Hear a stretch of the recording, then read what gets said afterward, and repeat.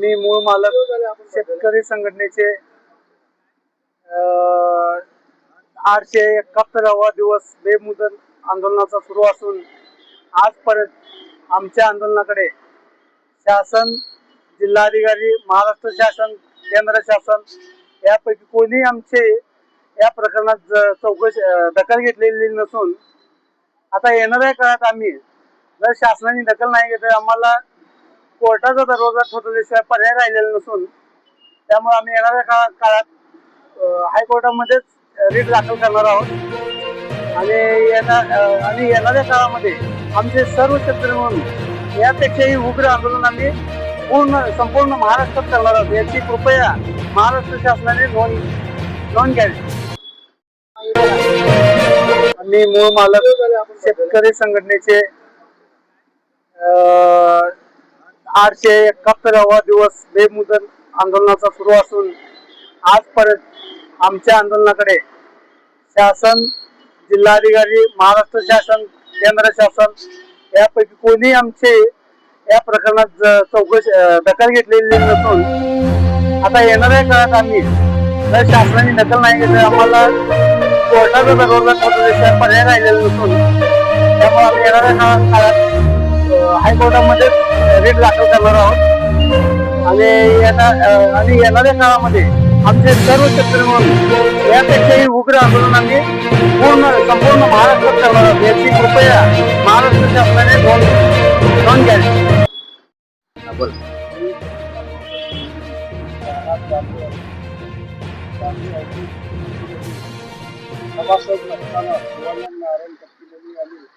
करोडोचा घोटाळा केलेला आहे। घोटाळा करून विक्री गैर लोकांना विक्री केलेलं त्याची जागा असताना विक्री केलेली। तुमच्यावर काय पुरावा आहे का त्यांचा घोटाळा केलेला? पुरावा असलेलं सगळं आम्ही कलेक्टर BDR यांना दिलेलं आहे। BDRनी त्यांना निवडणूक प्रक्रिया राबवू नका म्हणून सांगितलं असताना बेकायदेशीर निवडणूक प्रक्रिया राबवली तर सभासद नाही काही लोक तरी पण त्याची निवडणूक करून चेअरमनपदी निवड केली होती। त्याला आम्ही पत्र दिल्यानंतर त्यांनी त्याला समिती बसून त्याला सभासदमध्ये त्याला काढून टाकलेलं आहे पण त्याच्यावर अद्यापर्यंत गुन्हा दाखल झालेला नाही। आम्ही कलेक्टरला जाऊन घेतला असता कलेक्टरने डायरेक्ट BDR बादल मॅडमला फोन केला असताना त्यांना कलेक्टर साहेबांनी म्हणजे तात्काळ त्याच्यावर गुन्हा दाखल करा त्यांना भाषणावर कळावा। आज हे 2 महिने झाले अद्यापर्यंत काहीच केलं नाही। त्यानंतर आम्ही खासदार प्रणितीताई शिंदे यांना भेटलो। प्रणिती शिंदे साहेबांनी तात्काळ फोन केले 8 दिवसात गुन्हा दाखल करतो म्हणजे अद्यापर्यंत केलेले नाही तरी त्यांच्यावर व बाजूवर कारवाई व्हायला पाहिजे असे आमची मत आहे। 135 दिवस झाले तुम्ही या ठिकाणी आंदोलनात बसलेला आहे आणि आतापर्यंत कुठलीच कारवाई नाही। पुढे काय करणार तुम्ही? पुढे आम्ही आम्हाला उपस्थित देणार नाही तर त्या आम्हाला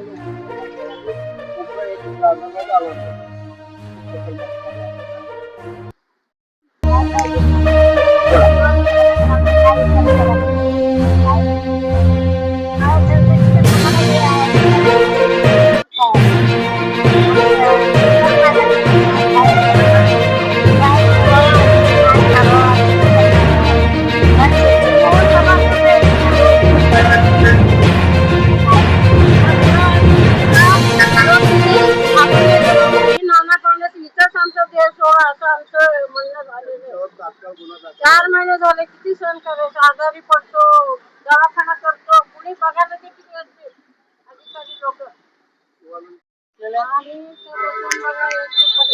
बघा 4 महिने चालू आहे। 4 महिने चालू आहे आणि आमच्या कशासाठी बसलो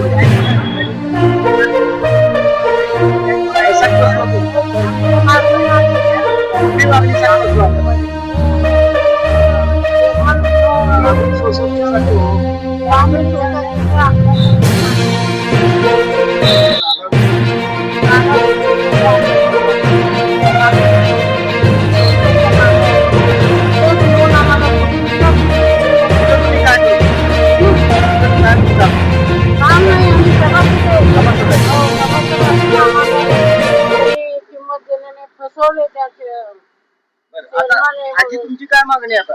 आमची मागणी आमची योग्य ती कारवाई व्हायला पाहिजे. कागल आणि कोरे आणि कागल, कोरे, त्यांच्यावर गुन्हा दाखल काटे 3 मॅडम आहेत ना, ते कट्टीमणी यांनी सगळ्यांना फसवले.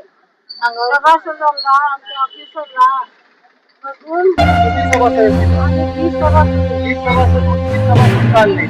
काय बघा, तिथं कागद होते, चौदा आहे, आता 135 दिवस झाले तुम्ही या ठिकाणी बसलेला आहे. आता कुठले अधिकारी या ठिकाणी आले नाही. कोणी चालू नाही बघत किंवा सभासद काय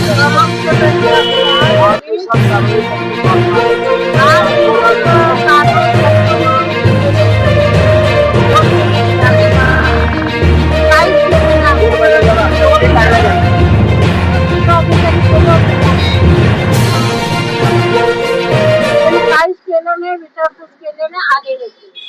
आता 3 बजावून मला केलं, रजेवर केलं.